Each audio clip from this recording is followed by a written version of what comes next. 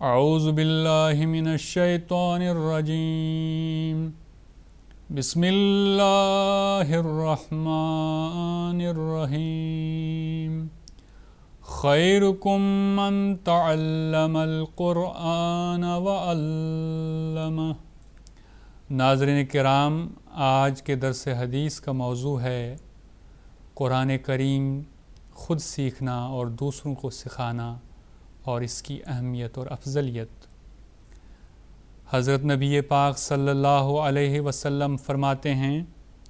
خیرکم من تعلم القرآن وعلمہ، یعنی تم میں سے بہترین وہ لوگ ہیں جو قرآن سیکھتے اور پھر دوسروں کو سکھاتے ہیں۔ بخاری کتاب فضائل القرآن، باب خیرکم من تعلم القرآن وعلمہ۔ حضرت اقدس مسیح موعود علیہ السلام کے ہم احمدیوں پر جو احسانات ہیں، ان میں سے ایک بڑا احسان یہ ہے کہ آپ علیہ السلام کی آمد سے پہلے بہت سے مسلمان جو علم دین حاصل کرتے، ان کی ساری توجہ نحو، صرف اور فقہ اور منطق اور فلسفہ پڑھنے پڑھانے کی طرف ہوتی تھی، اور مسلمانوں کے مدرسے اور مکتب نوجوان طلباء کے سالہ سال ان مضامین کو پڑھانے میں ضائع کر دیتے تھے۔ پھر بمشکل حدیث کی باری آتی تھی، اور حدیث کے پڑھنے میں بھی اللہ تعالیٰ کی معرفت اور رسول پاک صلی اللہ علیہ وسلم کا پیار اور آپ کی اخلاق اور جمال کے بجائے ایسے مسائل پر بحث ہوتی تھی جن کا تعلق فقہ سے تھا۔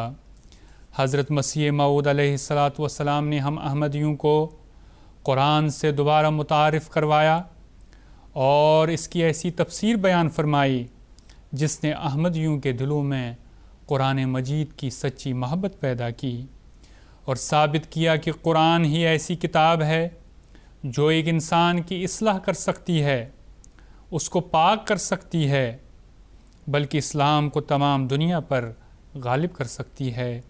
اور تمام دنیا کی رہنمائی یہی کتاب کر سکتی ہے۔ آپ علیہ السلام نے ہمیں یاد کرایا کہ قرآن کریم خدا کا کلام ہے، اور وہ آخری کتاب ہے جو سب نبیوں کے سردار حضرت خاتم الانبیاء محمد مصطفیٰ صلی اللہ علیہ وسلم پر نازل ہوئی، اور وہ انسانی زندگی کے تمام مسائل میں دنیا کی رہنمائی کر سکتی ہے۔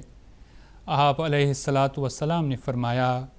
کہ مسلمانوں کو ساری دنیا میں شکست ہو رہی ہے، چنانچہ فرمایا، مسلمانوں پہ تب ادبار آیا کہ جب تعلیم قرآن کو بھلایا، رسول حق کو مٹی میں سلایا، مسیحا کو فلک پر ہے بٹھایا، یہ توہین کر کے پھل ویسا ہی پایا، اہانت نے انہیں کیا کیا دکھایا، خدا نے پھر تمہیں اب ہے بلایا، کہ سوچو عزت خیر البرایا، ہمیں یہ راہ خدا نے خود دکھا دی، فسبحان الذی اخذ الاعادی۔ ناظرین کرام، حضرت اقدس خلیفۃ المسیح الخامس ایدہ اللہ تعالیٰ بنصرہ العزیز اس حوالے سے بیان فرماتے ہیں، اللہ تعالیٰ فرماتا ہے کہ اس میں قرآن کا حصہ جو بھی یاد ہو پڑھو، اور اس کے علاوہ بھی جتنا قرآن کریم تم غور کرنے کے لیے پڑھ سکتے ہو تمہیں پڑھنا چاہیے۔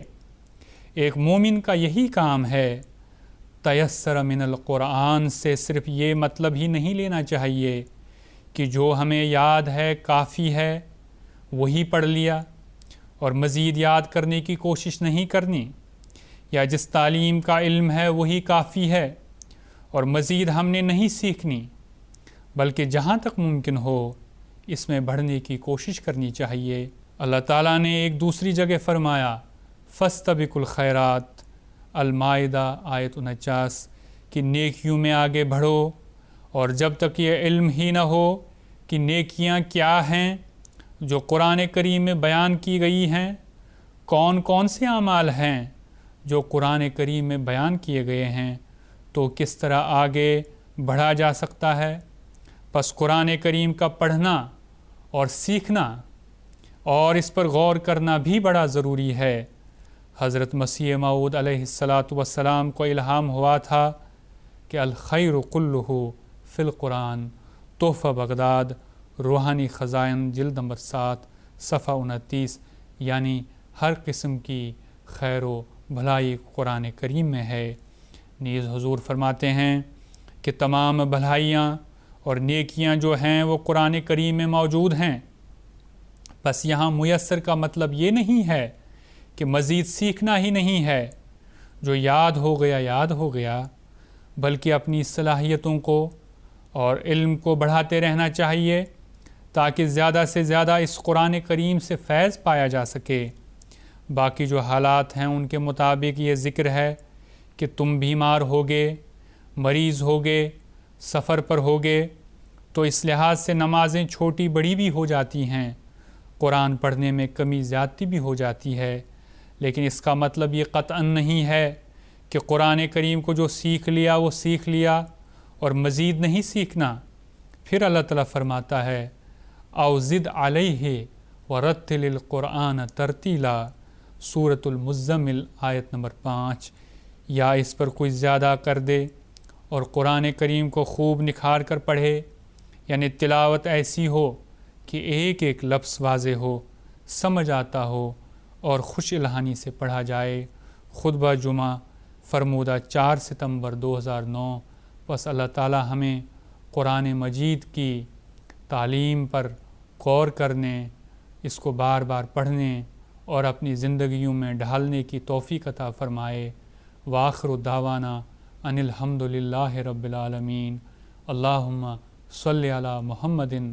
وآل محمد وبارک وسلم انک حمید مجید۔